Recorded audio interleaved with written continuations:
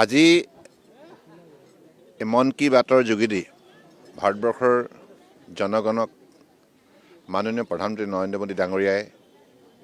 যিখিনি কথা অৱগত কৰিলে এইটো অত্যন্ত গুৰুত্বপূৰ্ণ। কাৰণ আমি তেখেতৰ এই মন কি বাত অনুষ্ঠানটো যদি অংশগ্ৰহণ কৰোঁ, বহু কথা দেশৰ বিভিন্ন প্ৰান্তত বিভিন্নগৰাকী ব্যক্তি কেনেধৰণে নিষ্ঠাৰে দেশৰ হকে কাম কৰি আছে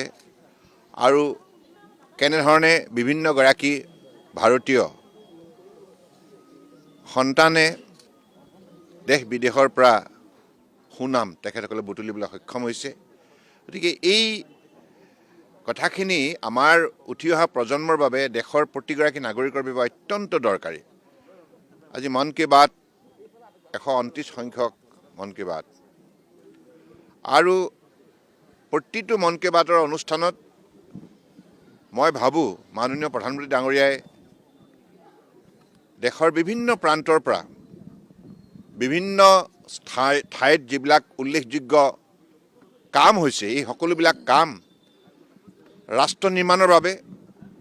এই ভাৰত শ্ৰেষ্ঠ ভাৰতৰ বাবে নিষ্ঠাৰে দেশৰ সতি সন্ততিয়ে কাম কৰি আছে।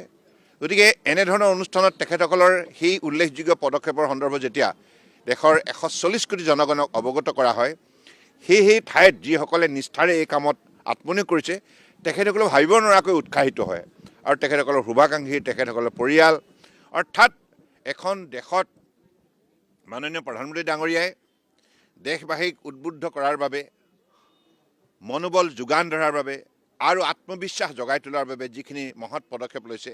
তাৰ বাবে আমি সকলোৱে মাননীয় প্ৰধানমন্ত্ৰী ডাঙৰীয়াক আন্তৰিকতাৰে কৃতজ্ঞতা জ্ঞাপন কৰিছোঁ।